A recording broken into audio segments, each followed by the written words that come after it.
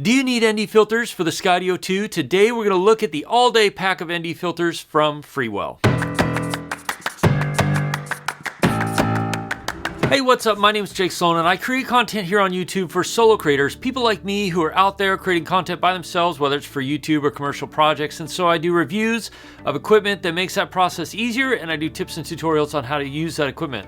So if that's something that interests you, watch a few of the videos. If you like what you see, then consider subscribing. I want to thank Freewell for sending this out to me, but in the interest of full disclosure, they're not paying me for this review, and they just sent this to me asking for my unbiased opinion of what these ND filters are like. Real quick, if you don't know why you might need ND filters are something that you use to control the shutter speed on something like this that doesn't have a controllable aperture, so that you can keep your shutter speed at 2 times your frame rate. If you're shooting at 24 FPS, you want your shutter speed at 48 or 50, as in what's found in most cameras. If you're shooting at 30, you want to keep your shutter speed at 60.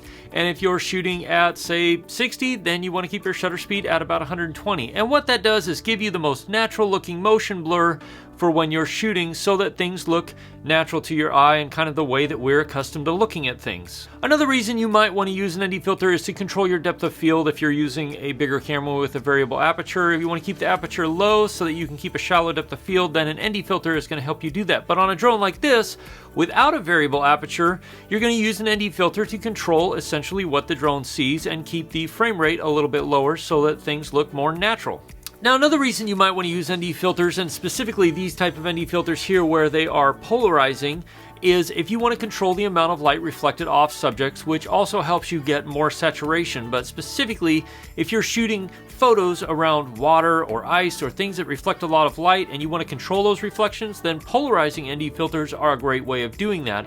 Another thing polarizing filters are great for when you're shooting video, although they're a little bit more difficult to set up on drones, is controlling the amount of saturation in the sky, aka how blue the sky looks, etc. And you can range from not very much to a lot, to where the sky looks almost unnaturally blue, but polarizing ND filters really do help if you're flying around shiny objects or shiny surfaces, especially like water. Now, the Freewell AllDay Set includes ND filters all the way from ND4 up to ND64. It has an ND4, an ND8, and ND16 that are regular ND filters. It has an ND8, 16, 32, and 64, which are a combination ND filter and polarizing filter. And then it also has just a circular polarizing filter, which is a great value for the amount of filters that you get in this pack. Something I do like about this pack is the fact it's fairly small and compact. It fits easily in my camera bag, and they made this really nice little magnetic opening and closing system, which I really like, and it holds up really well in my pack. Yeah, this plastic gets scratched a little bit easy, but at least it is there doing what it's supposed to be doing, which is protecting the ND filters when it's rolling around in a camera bag or a backpack. Now, we'll say Freewell has really stepped up their game in the last few years in their machining process in the aluminum. In the past, when I've used their polarizing filters, I could feel it bind up and grind in certain areas when turning.